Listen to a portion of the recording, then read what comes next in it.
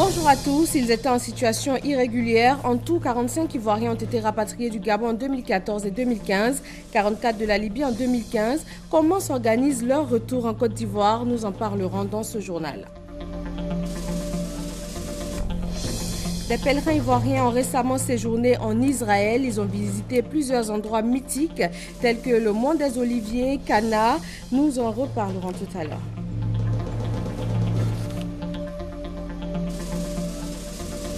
Dans l'actualité internationale, les cérémonies d'hommage tout au long de la semaine pour le premier anniversaire des attentats de Charlie Hebdo et de l'Hyper-Cacher. Le clou de ces cérémonies, aujourd'hui, le président a dévoilé une plaque commémorative. Nous sommes dimanche 10 janvier, vous êtes sur RTI 1, bienvenue dans le journal. La Côte d'Ivoire est en attente de son nouveau gouvernement. Il est annoncé pour avant mercredi, date du prochain Conseil des ministres. Le Premier ministre Daniel Kablan-Duncan avait donné sa démission et celle de son gouvernement au chef de l'État au cours du premier Conseil des ministres de l'année. Démission acceptée par le président Alassane Ouattara avant de reconduire le Premier ministre quelques heures plus tard. C'est donc à Daniel Kablan-Duncan que revient la tâche de proposer au chef de l'État une nouvelle équipe gouvernementale. L'actualité internationale est marquée par la France avec des cérémonies d'hommage tout au long de la semaine pour le premier anniversaire des attentats de Charlie Hebdo et de l'Hyper-Cacher. Le clou de ces commémorations, le président François Hollande a dévoilé aujourd'hui une plaque en l'honneur des victimes du terrorisme. Kader Ouattara, Adama Kamagaté et Gabriel Zani. Paris est la capitale de la civilisation. Qu'un tel cerveau de la pensée universelle puisse être violé. Une allocution de Victor Hugo, Sauver Paris, écrit le 5 septembre 1870, est l'un des moments forts de la commémoration des attaques de janvier 2015 à Paris. Au cours de cette commémoration tenue ce dimanche 10 janvier, l'interprétation par Johnny Hallyday de son titre « Un dimanche de janvier » avant que le chœur de l'armée rouge n'entonne les prénoms de Paris de Jacques Brel.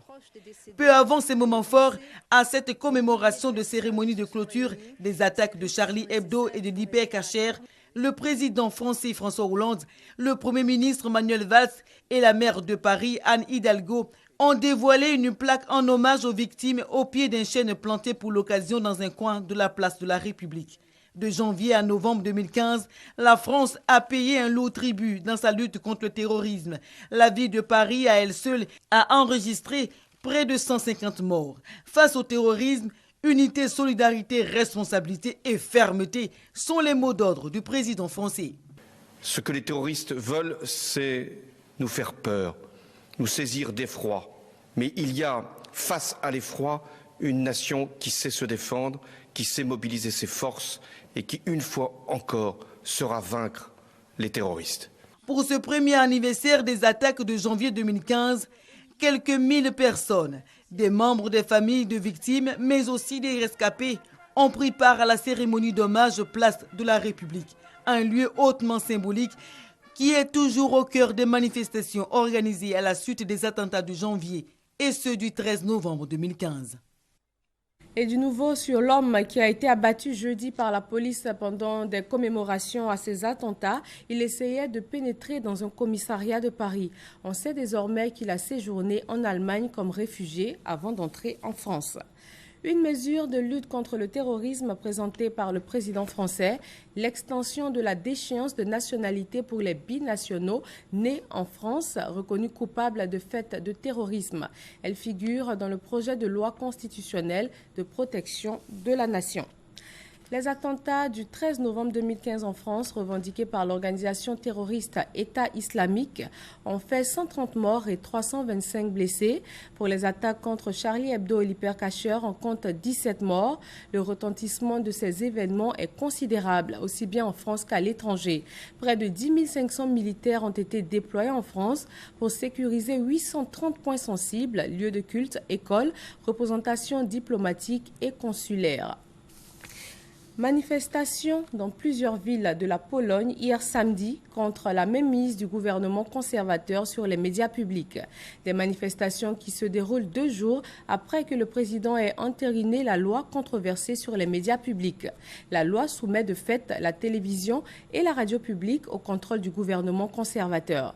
Le texte a permis d'ores et déjà de remplacer à la tête de la direction de la télévision et de la radio publique. Parlons religion et c'est en Côte d'Ivoire. Des pèlerins ivoiriens se sont rendus en Israël. Ils ont marché sur les pas de Jésus. Leur parcours avec Thérèse Yoboué sur place en Israël. Ils étaient environ 150 pèlerins ivoiriens, chrétiens protestants, méthodistes, catholiques, en cette nouvelle année à marcher dans les pas du Christ.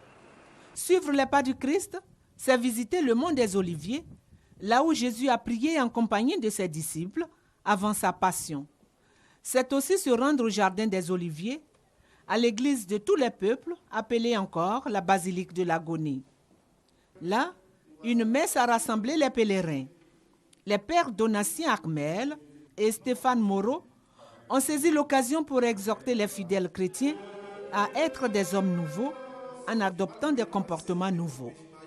Ensuite, les pèlerins se sont rendus à Cana, où a débuté le ministère de Jésus, à l'église de la Nativité à Bethléem, où il est né. À Jérusalem, l'église du Saint-Sépulcre, qui renferme la tombe de Jésus. Le mur des lamentations. Bref, 10 jours de visite offerts par le chef de l'État à travers le ministère de l'Intérieur et de la Direction générale des cultes. Merci au chef de l'État, au ministère de l'Intérieur et puis à la structure qui nous a permis d'être là en Terre Sainte. En tout cas, je suis très heureuse parce que j'ai pu mettre des images sur ce qu'on m'avait toujours dit. Et s'il faut venir, je reviendrai. Il y a tellement de choses à découvrir. Chaque fois que je reviens en Terre Sainte, c'est un nouveau commencement, un nouveau départ pour moi. J'apprends toujours de nouvelles choses. C'est vrai que ça fait la 2e fois, mais à chaque fois, c'est comme si je venais de vivre les événements, surtout que ce qu'on nous raconte les dimanches, tous les jours à l'église, on vit ça. J'ai vu beaucoup de sites et j'encourage tout le monde à venir visiter Israël. Nous venons ici de toucher le doigt. Moi, c'est la première fois que j'arrive en Israël. Et j'ai eu dit, j'ai entendu, j'ai lu dans le livre et je viens de moi-même, non seulement de constater par mes yeux, mais aussi de manière expérimentale. Je suis heureux. Capharnaüm, le mont Tabor, la mer Morte, tous ces endroits mythiques en Terre Sainte ont été visités, permettant ainsi à ces Ivoiriens de débuter la nouvelle année dans la sérénité. Le magazine du dimanche est aujourd'hui consacré au retour des Ivoiriens expulsés des pays étrangers. Comment s'organise leur voyage depuis le pays d'accueil jusqu'à la Côte d'Ivoire? Isiaka Konaté, directeur général des Ivoiriens de l'extérieur, est avec nous. Bonjour Monsieur Konaté. Bonjour Madame Fofana. Alors nous revenons à vous tout juste après le point de l'actualité. Bien entendu. Tout à l'heure. Le Conseil national des jeunes ambassadeurs de paix fait des dons de vivres et de non-vivres au village SOS d'Abobo. Une bouffée d'oxygène pour ce centre créé depuis 1969. Issaïo, Franck Quadio. Ruelles retracées, bâtiments rénovés, construction d'une infirmerie, des hommes à la tâche pour achever les travaux. C'est le nouveau visage du village SOS d'enfants d'Abobo. Depuis 2012, le village est en chantier pour offrir un cadre décent à ses pensionnaires. Le village était en état délabré. Nous étions obligés d'organiser un gala pour mobiliser les ressources pour pouvoir entreprendre les travaux. Créé en 1969, le village SOS d'Abobo vit de dons et de nombreuses aides de bonne volonté. Des actions qui ont permis de prendre en charge jusqu'à ce jour plus de 200 enfants. Le village SOS d'Abobo prend en charge les enfants en détresse. Et donc les enfants, l'admission c'est de 0 à 5 ans. Et les enfants, les admissions proviennent de différents domaines, notamment il y a la police qui nous envoie certains enfants. Également, il y a certaines ONG qui nous envoient certains enfants et certains parents qui ont des enfants qui sont orphelins. Des difficultés, il en existe toujours. C'est pourquoi le directeur du village SOS en appelle à la magnanimité de toutes les bonnes volontés. Les difficultés que nous rencontrons, c'est, comme je l'ai dit, l'insertion professionnelle des enfants. Donc, il faut pouvoir trouver des emplois pour ces jeunes, ou bien des stages pour ces jeunes. Deuxièmement, de temps en temps, on a des besoins de vivre, de non-vivre également, pour pouvoir nous aider à pouvoir s'occuper des enfants. Et puis pendant la rentrée scolaire, il y a des fournitures scolaires également, nécessaires pour pouvoir les enfants, pour permettre aux enfants de pouvoir aller à l'école. Il existe, de venir nous visiter et de vraiment venir également les bras chargés pour donner à ces enfants qui n'ont pas de malaise dans cette situation. En dépit de ces difficultés, encadreurs et enfants prennent plaisir à vivre en ce lieu. Ma vie à SOS est très agréable. Ici, on fait beaucoup d'activités, on s'épanouit bien. Nous avons reçu une formation pour pouvoir les mettre au même niveau avec les enfants. Ça se passe bien. Après 3 ans de travaux de réhabilitation, le village sera entièrement rénové le 31 janvier prochain. Voilà, c'était un gros plan sur le village SOS d'Abobo, le fonctionnement de la structure, les difficultés auxquelles elle est soumise et les travaux de rénovation en cours. Dépistage gratuit de l'hypertension artérielle et du diabète dans la ville de Bouaké. Ce sont des centaines de personnes qui en ont bénéficié. Un geste très important quand on sait que le dépistage précoce reste le premier moyen de lutte contre ces maladies qui font de plus en plus de victimes. Soro Corona et Kader Sogodogo. L'hypertension artérielle touche plus d'1 milliard de personnes, soit 25 à 30% de la population mondiale adulte. Toujours selon l'Organisation mondiale de la santé, plus de 5,1 millions de décès par an sont dus au diabète. En Côte d'Ivoire, 33,5% des personnes âgées de 25 ans et plus sont hypertendues et le taux de prévalence du diabète avoisine les 5%. Des chiffres qui croissent de jour en jour. À Bouaké, plus de 300 personnes ont été dépistées gratuitement du diabète et de l'hypertension artérielle. Pour les initiateurs, le dépistage permet un suivi efficient. Une initiative appréciée par les populations. Les gens qui sont là, ils ont eu le temps de nous donner des conseils. Parce que quand on va à l'hôpital, on n'a pas tous ces conseils-là. Mais là, ils nous ont donné des conseils pour la tension, pour le diabète. Quand on nous voit, apparemment, on se dit que nous sommes en bonne santé. C'est une opportunité pour nous de venir connaître notre état de santé. Je conseille à tout le monde de venir faire le dépistage pour connaître son statut. Quand on ne connaît pas le statut, c'est là le pire arrive. L'hypertension artérielle et le diabète, ces maladies dites tueurs silencieux, peuvent s'éviter en adoptant certains comportements, à savoir adopter une alimentation saine, éviter l'usage nocif de l'alcool et du tabac et exercer au moins une activité sportive par semaine. Les loteries de l'espace UEMOA offrent un lot d'équipements pour la salle d'accouchement du CHU de Cocody. La structure sous-régionale s'engage à soutenir le secteur de la santé en Côte d'Ivoire. Moussa Konaté. Les loteries de l'espace UEMOA, Union économique monétaire ouest-africaine, apportent leur soutien au secteur de la santé en Côte d'Ivoire. Ces structures offrent un lot d'équipements au service de gynécologie obstétrique du centre hospitalier universitaire de Cocody. C'est un lot d'équipements extrêmement important pour la prise en charge des parturientes. Donc ça va contribuer à faire en sorte de baisser la mortalité maternelle et infantile, n'est-ce pas, qui est un facteur important au niveau de la santé générale de la population de Côte d'Ivoire. C'est un premier geste. Nous en faisons régulièrement pour le monde de la santé, mais particulièrement pour le CHU de Cocody. Nous sommes engagés pour accompagner cet établissement durant toute l'année 2016. Du matériel pour l'accouchement d'une valeur de 40 millions de francs CFA, montant tiré de la cagnotte commune des loteries des pays de l'UEMOA. L'action s'inscrit dans le cadre de la 17e édition de la masse commune initiée par ces structures. L'événement se tient du 4 au 10 janvier à Abidjan. L'Institut Goethe offre du matériel de salubrité au Collège moderne de Koko, c'est à Bouaké. Il s'agit pour l'Institut allemand d'améliorer le cadre environnemental des élèves pour de meilleurs résultats scolaires. Hassan Khan et Léon Bro. Poubelles, seaux, gel de main, composition du matériel de salubrité offert par les anciens élèves au Collège moderne de Koko à Bouaké. Ce don Ces anciens élèves l'ont reçu du Centre culturel allemand pour aider à améliorer l'environnement d'études et d'apprentissage de leur cadet. C'est à l'issue d'une formation d'1 mois sur l'environnement suivie par les donateurs en Allemagne par le biais de l'Institut Goethe. En recevant ce matériel, les responsables ont invité les élèves du Collège moderne de Koko à en faire bon usage.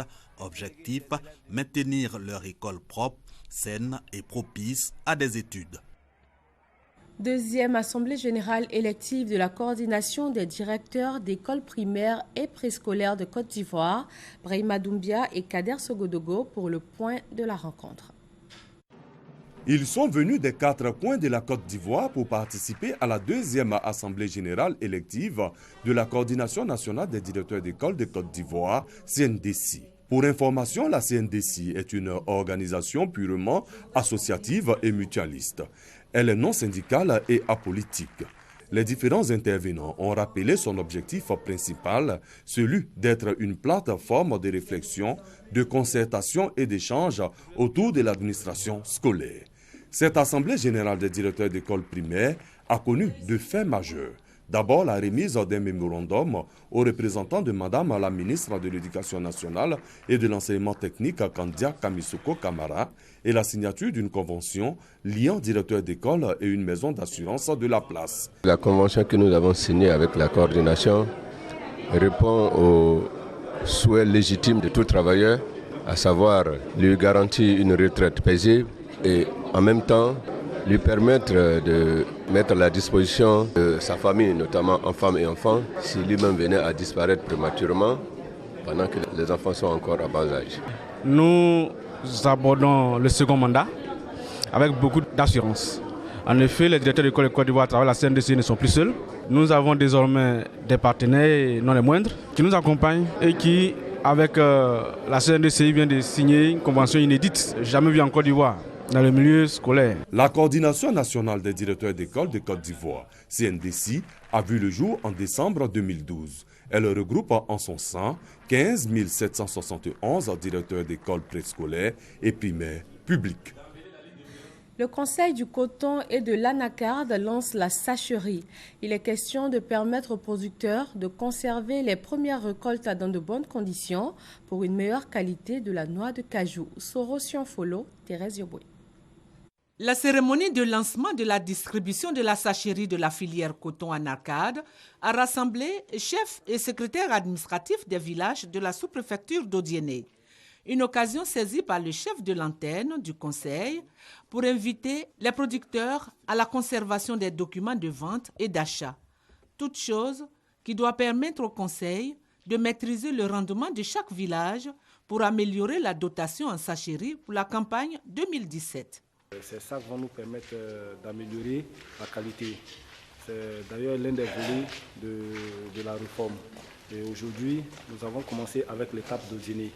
Après Odiéné, l'opération va se suivre dans toute notre zone de production. Soro Nambala a encouragé également les chefs de village à faire des ventes groupées pour maîtriser les besoins en sacherie. Il les a encouragés à dénoncer les acheteurs véreux qui violent la procédure de commercialisation de la noix de cajou. Le sous-préfet d'Odiéné a exhorté les chefs de village à une parfaite organisation dans la filière afin de permettre aux producteurs de profiter aisément du fruit de leur labeur. Dans la commune de Yopougon, sur le tronçon Siporex au Carrefour Zone, dès 6 h du matin, la circulation est ralentie. La cause principale, les commerçants qui occupent les trottoirs et les piétons qui partagent la chaussée avec les véhicules. Doigt de l'Azéa. Trottoir transformé en lieu de commerce, marché de bananes déporté sur la voie publique. C'est le décor que présente l'axe rond-point de Siporès, Carrefour Zone, dans la commune de Yopougon. Des occupations anarchiques qui n'inquiètent pas les commerçants malgré les risques d'accident. Des fois, les clients ne rentrent pas dans le marché, ils s'arrêtent au bord ici. Donc, comme ça ne marche pas aussi, on est obligé d'amener ça au bord ici. Mais c'est dangereux, là, on fait comment? Si on ne fait pas ça, là, si on prend la marchandise, là, ça ne peut pas marcher. La situation est préoccupante pour les gérants et responsables des marchés situés sur le tronçon. Mais leurs interpellations ne trouvent aucun écho favorable. On a des places dans le marché. Le fait que ce soit sur la route, ça ne nous arrange pas. Parce que le client qui doit payer comme ça la tomate, le piment ou l'aubergine, Quand il descend net, il est obligé d'acheter ça là-bas, il ne rentre plus dans le marché. Ça fait que nos marchés sont vides. C'est quand le client il vient au bord, là, il fait les achats là, comment un camion va passer? Et il y a trop d'embouteillages. Chaque matin, c'est comme ça. J'ai essayé d'arrêter ça. J'ai pris les gens pour les sasser. Je suis allée à la mairie pour signaler tout ça là. Ça n'a rien abouti. Vous venez ici entre 5h30 et 7h30, il n'y a même pas de passage. Les gens arrivent pratiquement en retard au travail. On n'arrive même pas à faire le marché. Il y a l'insécurité aussi. Quand c'est coincé, on peut te voler sans le savoir. Il est difficile de pratiquer cette voie, à pied comme en voiture, à des heures de pointe. Par exemple, Ismaël Dosso et ses collègues chauffeurs de taxi ont du mal à stationner pour descendre leurs clients. À cause les femmes là, on ne peut pas bien garer. Il y a les piétons. Alors, si les femmes là sont un peu dedans, il y a le marché, nous, ça nous arrête de bien garer. La situation dure depuis des années, mais ne laisse pas indifférentes les autorités communales. Elles entendent passer à la répression. Je viens de faire une réunion avec les responsables du marché, avec les responsables de tous les commerçants. Ils sont tous conscients que le domaine qu'ils occupent, c'est un domaine public. Mais cette fois-ci, nous allons régler ça pour de bon. Au plus tard, le mercredi prochain, cette voie va être libérée. Les marchés également, nous allons agir là-dessus, parce que ce sont les mêmes commerçants qui sont à l'intérieur de ces marchés-là qui sortent. Plusieurs voies et rues sont occupées anarchiquement par les commerçants dans les 10 communes d'Abidjan, causant ainsi des désagréments aux populations riveraines. Parlons culture avec le lancement du concours Design 2016 noté du Grand Prix Gris Néret. Il fait la promotion des jeunes talents et récompense les meilleurs artistes plasticiens de Côte d'Ivoire. Pour cette 6e édition, plus de 200 plasticiens sont retenus. Nous Sangaré, Serge Coléa. Plus de 200 plasticiens à la conquête du Grand Prix Gris Néret pour cette 6e édition du concours d'art plastique dénommé les Design 2016. Sculpteurs, peintres, photographes vont rivaliser de talent et de créativité. Les Design visent justement à promouvoir les jeunes talents ivoiriens et récompenser les meilleurs artistes plasticiens de l'année. Les Design, c'est la reconnaissance et le dynamisme de l'art en Côte d'Ivoire. Chaque 2 ans, c'est une biennale. Nous intronisons un artiste qui a gagné soit en peinture, en sculpture ou en photographie. Donc ce sont ces 3 disciplines-là qui compétissent au Grand Prix Gris Néret. Les 15 candidats retenus à l'issue des premières expositions seront en compétition pour le choix du grand vainqueur. Thème choisi, l'art et notre richesse, le cacao. Et les artistes, ce sont les créateurs, ce sont les penseurs, ce sont les visionnaires. Le cacao, c'est une arme. C'est eux qui pourront mieux montrer comment on peut utiliser cette arme-là afin de pouvoir mieux vendre nos produits, afin de pouvoir mieux être révélés même dans l'art. C'est d'ailleurs pourquoi on incite les exposants à s'imprégner du thème du cacao afin de pouvoir mieux donner une vision, afin de pousser les producteurs à devenir transformateurs. On gagnerait ainsi à s'initier dans l'art et cette création de richesses-là pour voir comment est-ce qu'on peut mieux éduquer nos enfants. Le Grand Prix Gris Néret des Design 2016 sera connu le 29 janvier prochain. Mais en attendant, une exposition se tient jusqu'au 15 janvier à la galerie Oukami Design, structure initiatrice de ce concours. Après Abidjan, la traditionnelle émission de la radiodiffusion télévision ivoirienne RTI, Bonjour 2016, est passée par San Pedro. Hier samedi 9 janvier, les populations ont communié avec les artistes humoristes. Paris se reconnaît. Je braqué avant le Djoula. Ah, vieux Djoula, ça dépend. Non, ça c'est simple, tu rien quoi. Tu dis chérie. Ah, il a t'es joli, non. Dréado qui va faire 100 ans au pouvoir. Le magnifique, en cas de cas, Ramatoulaye, entre autres humoristes qui ont égayé les populations de la région de San Pedro à l'occasion de la traditionnelle émission de la RTI Bonjour 2016. C'est le complexe sportif Nabo Clément qui a servi de cadre pour ces grands événements de l'humour. Regarde tellement il a fait chat noyau quand il a buté mais le plus avant du monde. Le gars il arrive dans l'église, 100 francs, lui met dans le panier. Mais je suis en train de chercher 100 francs. Et puis son voisin dit voilà 10 000, il faut le mettre dans le panier là. Quand ils sont sortis, il dit tiens, qu'est-ce que tu as pris et puis tu as donné 10 000. Il dit non mais c'est toi mettre 10 000. Il dit comment ça? Il dit quand tu cherches 100 francs là. C'est là 10 000 est tombé. C'est la première fois que je vois un bébé qui gère un caca.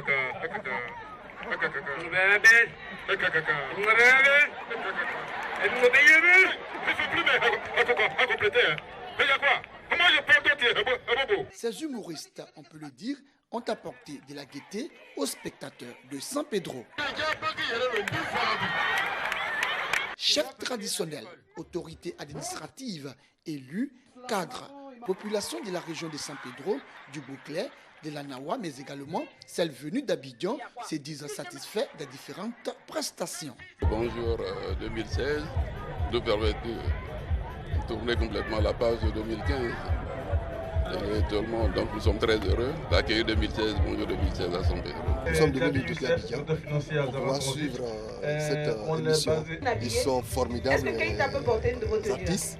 Ils nous ont véritablement séduits. Ça fait la 3e édition et je viens à chaque fois parce que j'aime Bonjour 2016. Visiblement, les spectateurs de Bonjour 2016 de San Pedro n'ont pas boudé leur plaisir. Ils sont retournés chez eux tout heureux.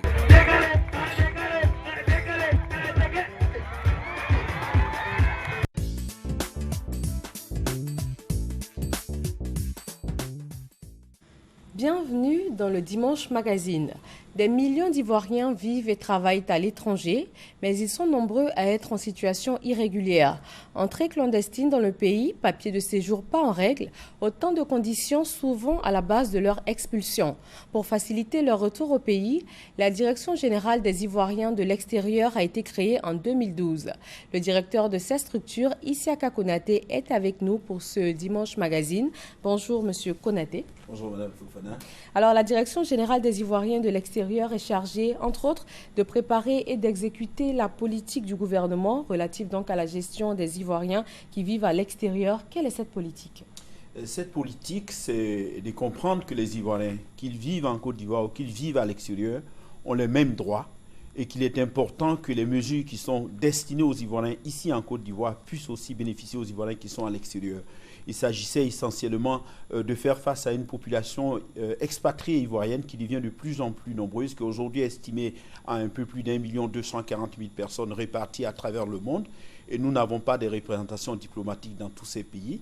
Et donc, Monsieur le ministre Ali Koulibaly, à travers cette direction générale, se charge justement d'essayer de répondre à ces besoins pressants de la diaspora ivoirienne dans toute sa diversité, où qu'elle se trouve, peu importe la situation dans laquelle elle se trouve.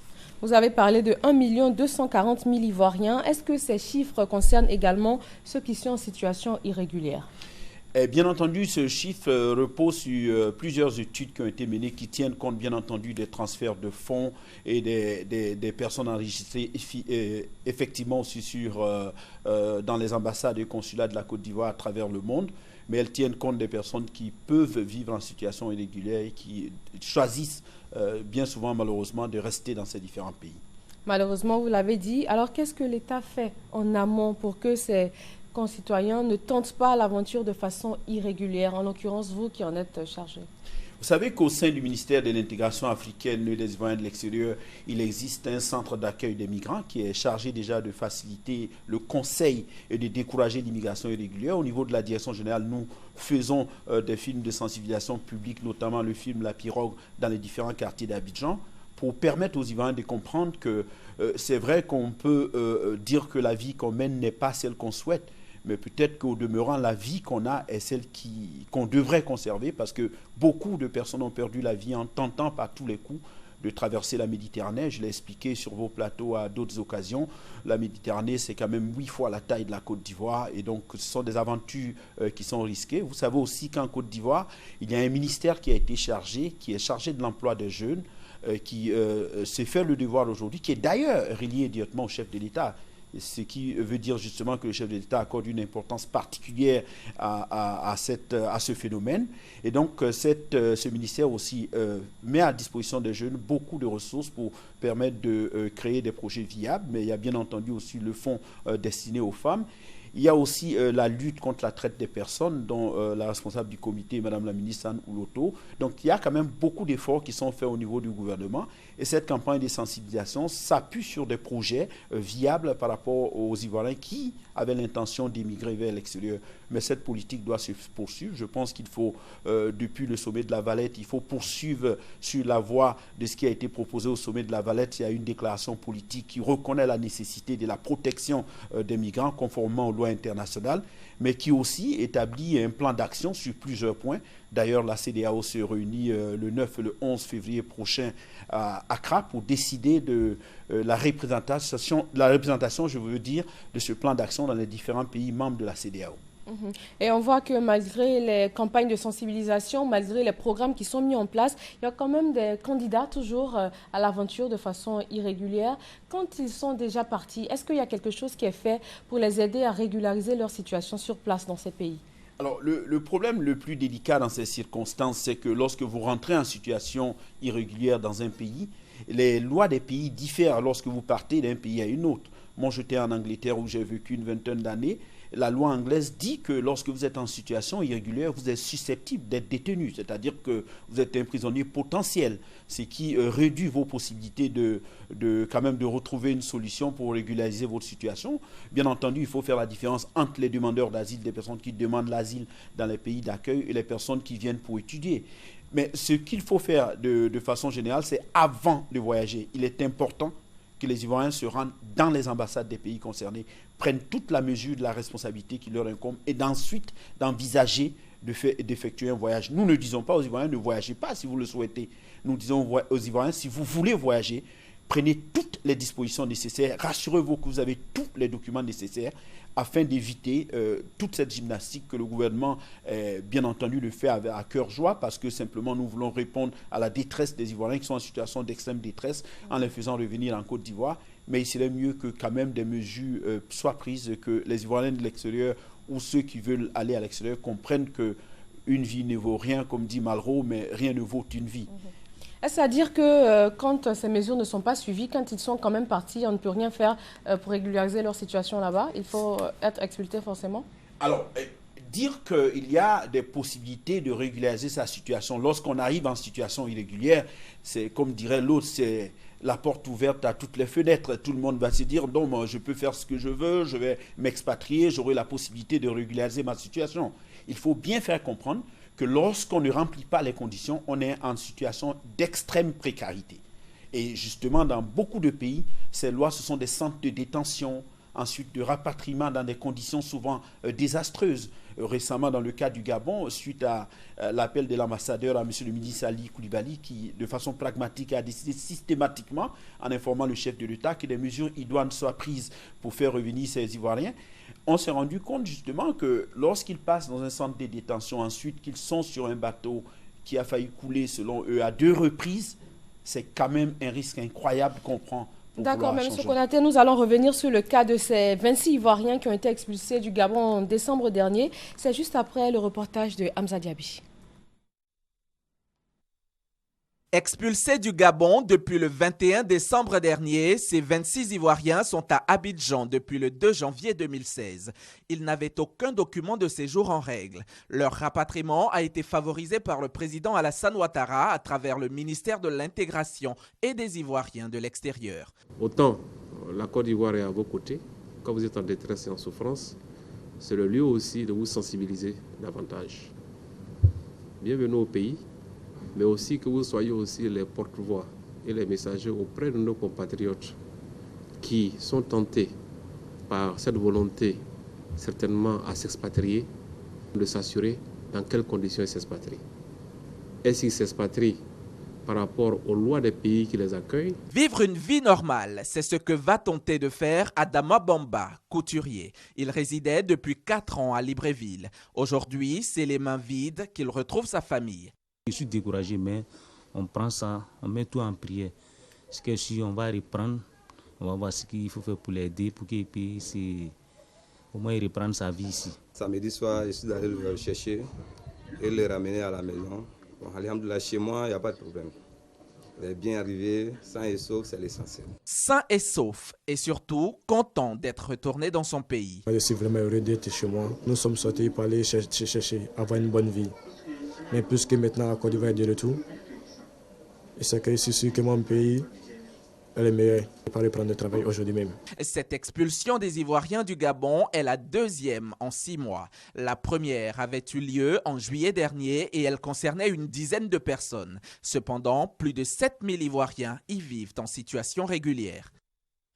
Alors, M. Konaté, comment s'est organisé le voyage de ces 26 Ivoiriens expulsés du Gabon depuis le 21 décembre jusqu'au 2 janvier, leur arrivée en Côte d'Ivoire? Alors, je pense que c'est la première étape, c'était d'abord l'information relative à l'imminence de l'expulsion, parce qu'il faut faire la différence entre l'expulsion et le rapatriement. L'expulsion, c'est sortir des frontières du pays d'accueil. Le rapatriement, c'est renvoyer vers la patrie d'origine. Et c'était une expulsion. L'ambassadeur a saisi M. le ministre Ali Koulibaly le 23 décembre, à la veille des fêtes, expliquer l'imminence de l'expulsion d'Ivoiriens. Le 21. Malheureusement, le 23, cette expulsion a été ordonnée alors que l'ambassade était censée repartir voir les autorités pour que nous convenions d'un moyen de rapatriement de ces différents Ivoiriens sur la Côte d'Ivoire. Parce que la préoccupation de son Excellence, l'ambassadeur Mangou, que je salue pour l'excellent travail fait dans l'assistance pour nous aider à rapatrier de faciliter le rapatriement de ces Ivoiriens, c'était d'éviter que ces personnes qui passent par des relais très compliqués ne soient prises éventuellement pour des terroristes. Et donc nous avons facilité cela. Donc le 23, ensuite l'ambassadeur de Côte d'Ivoire au Nigeria a dépêché un conseiller consulaire dès le 24 pour aller vers Calabar, qui est carrément en bas de la carte du Nigeria, qui a une liaison maritime entre Calabar et Libreville, afin que le conseiller consulaire soit sur place au moment où nos ressortissants arrivent, qu'on puisse faciliter leur retour en Côte d'Ivoire. Et c'est tombé malheureusement dans des périodes de fête. Il fallait attendre d'obtenir les différentes autorisations nécessaires. Mais M. le ministre Ali Koulibaly ne s'est pas découragé. Il a continué à persévérer en nous demandant de suivre personnellement le dossier, en suivant nuit et jour le dossier afin que le dossier puisse aboutir. Le voyage aura duré au total une dizaine de jours, ce qui est très éprouvant. Mais nous avons fait les efforts afin que ces Ivoiriens reviennent sains et saufs en Côte d'Ivoire. Alors, ce ne sont pas les seuls cas. On note qu'il y a en tout 45 Ivoiriens qui ont été rapatriés du Gabon, 44 de la Libye depuis 2015. Une fois de retour au pays, est-ce qu'il y a des mécanismes de réinsertion pour ces Ivoiriens, aussi bien sur le plan de la société que sur le plan professionnel? Bien entendu, ce que nous faisons dans un premier temps, c'est de permettre à ces personnes de rentrer en toute sécurité en Côte d'Ivoire, ce qui est déjà un élément fondamental. Absolument. Et permettez, avant que je réponde à cette question, de saluer quand même le leadership du chef de l'État, parce que des mémoires d'Ivoiriens n'avons jamais vu tous ces efforts qui sont déployés pour permettre aux Ivoiriens de revenir ici en Côte d'Ivoire.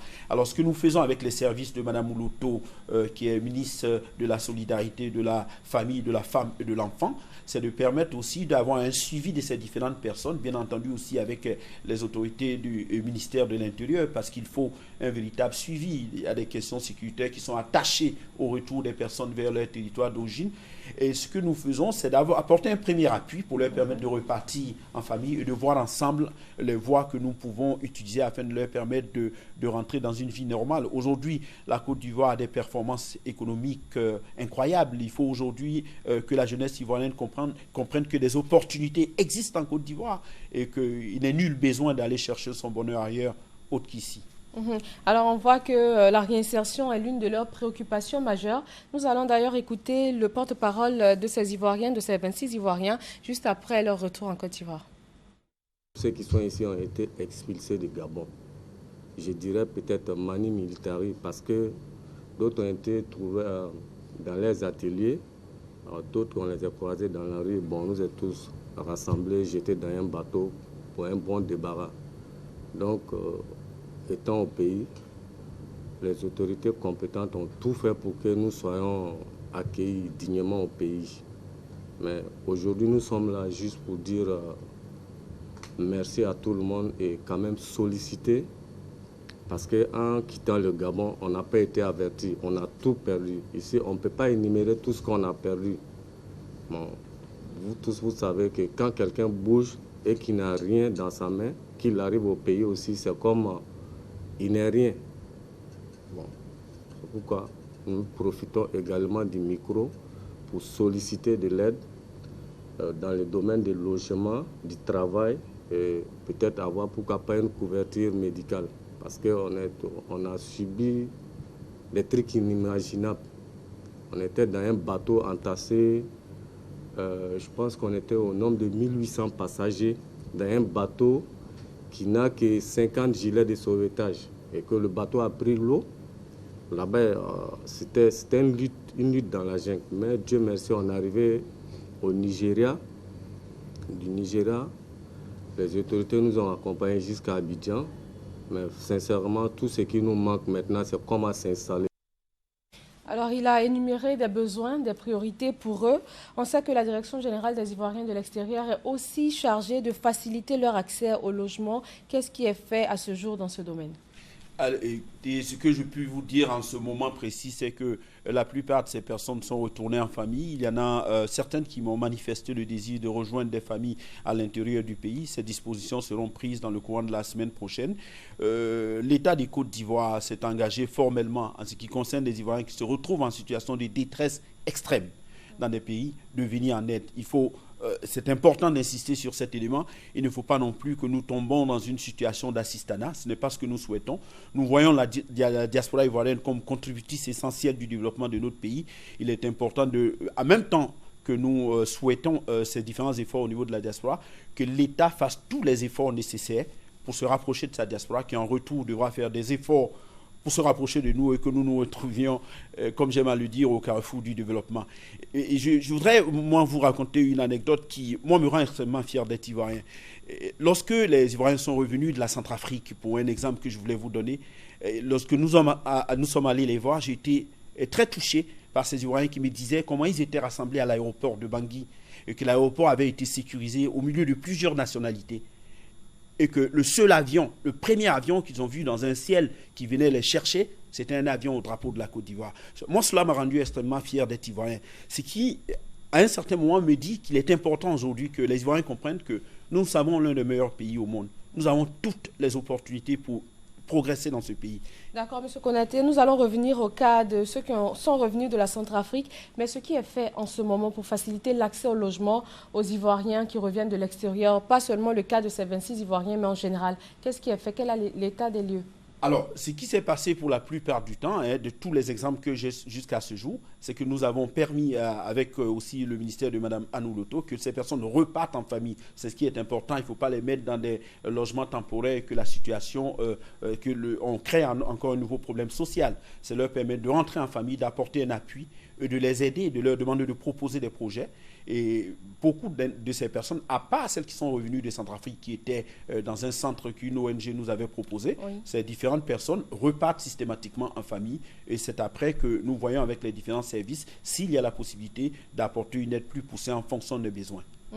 Le cas dont vous parliez tout à l'heure, ils sont 257 Ivoiriens qui sont revenus de Centrafrique. Bon, c'est une situation assez particulière. De quoi est-ce qu'ils ont bénéficié jusqu'à présent? Qu'est-ce qu'ils sont devenus aujourd'hui? Aujourd'hui, beaucoup de ces Ivoiriens sont repartis et ont recommencé des vies normales, mais ils ont bénéficié de beaucoup d'appui. Vous devez vous souvenir qu'il y avait une communication en Conseil des ministres qui avait été validée par le chef de l'État, soutenue par le Conseil des ministres et qui avait apporté une somme de plus de 20 millions, sans compter l'assistance financière qui avait été apportée à leur arrivée et les différents appuis que le gouvernement a apportés depuis leur arrivée ici en Côte d'Ivoire. Moi, je pense que beaucoup de choses sont faites. Il est important, comme je le dis et je le répète, qu'il ne faut pas tomber dans une situation d'extrême assistanat. Ce que nous souhaitons faire, c'est lorsque les Ivoiriens de l'extérieur se trouvent en détresse, le ministre donne des instructions afin que ces Ivoiriens puissent revenir en toute sécurité en Côte d'Ivoire. L'expatriation est et demeure volontaire. Les personnes sont libres de voyager, mais elles doivent comprendre les lois qui régissent le voyage, que ce soit dans la zone de la CEDEAO ou dans les différentes zones où ils sont susceptibles d'aller. Et le fait donc de ne pas vraiment œuvrer à leur réinsertion, de ne pas les accompagner jusqu'à l'insertion totale, est-ce que ce n'est pas une porte ouverte à la récidive? Non, je ne crois pas que le gouvernement ne les accompagne pas jusqu'au bout. Le gouvernement renvoie des personnes dans leur pays. Et le gouvernement leur donne la possibilité de créer des projets. Certains projets sont financés par le ministère chargé de la promotion de la jeunesse et de l'emploi des jeunes, qui est d'ailleurs, comme je l'ai dit, rattaché directement au chef de l'État. Il existe beaucoup d'opportunités d'insertion. Ce qu'il ne faut pas faire, c'est créer une hiérarchie de priorité en fonction de l'origine des Ivoiriens, s'ils sont partis à l'extérieur ou s'ils étaient ici en Côte d'Ivoire. Moi, je pense que le gouvernement doit continuer ces différents efforts qui sont faits pour la réinsertion. Certaines réinsertions peuvent prendre un peu plus longtemps que d'autres, mais au demeurant, la volonté politique d'insertion des Ivoiriens qui reviennent est intacte. Et moi, je n'ai pas de doute sur cela. Alors, le chef de l'État a appelé à un retour massif des Ivoiriens de l'extérieur. Il leur a demandé de venir mettre leur expérience au service de la Côte d'Ivoire. Que faites-vous pour que cet appel soit entendu et surtout pour qu'il y ait des réponses favorables? Vous savez déjà qu'il y a beaucoup d'Ivoiriens de l'extérieur qui sont revenus. Moi qui vous parle, j'ai vécu 20 ans en Angleterre. Je suis ici aujourd'hui en Côte d'Ivoire. Votre directeur général est un exemple des compétences qui ont été recrutées et mises au service de la Côte d'Ivoire. Il y a le directeur général du Bénin.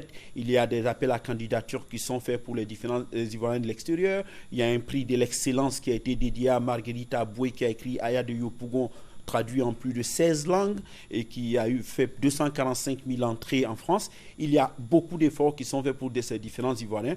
Nous leur disons aujourd'hui que la Côte d'Ivoire nouvelle, c'est la Côte d'Ivoire que nous essayons de construire, que leur contribution est nécessaire et importante et qu'ils doivent venir, même si c'est quelqu'un qui a développé un savoir-faire immense dans le domaine de la culture de la tomate, comme je l'ai vu en Italie, qu'ils viennent, qu'ils aident la Côte d'Ivoire à être le premier producteur africain. Oui, tout à fait. D'accord. Alors nous allons conclure en très peu de mots. Que diriez-vous à tous ceux qui sont tentés par l'aventure à tous les prix et par tous les moyens? Que l'aventure, ça peut être la mort si on ne prend pas suffisamment de précautions, qu'il y a des règles, que l'expatriation est fondamentalement volontaire, que la libre circulation s'étend dans les zones de la CEDEAO et ne va pas au-delà des zones de la CEDEAO, et de comprendre qu'il y a des mesures, des conditions d'entrée dans les pays d'accueil. Qu'il est important que ces conditions soient remplies, mais en même temps que les migrants ont des droits et que ces droits doivent être respectés conformément aux accords du sommet de la Valette. Merci Isiaka Konaté. Je rappelle que vous êtes directeur général des Ivoiriens de l'extérieur. Merci à vous. Merci. Et merci à vous tous de nous avoir suivis. Très bon après-midi sur RTI 1. Très bonne fin de week-end.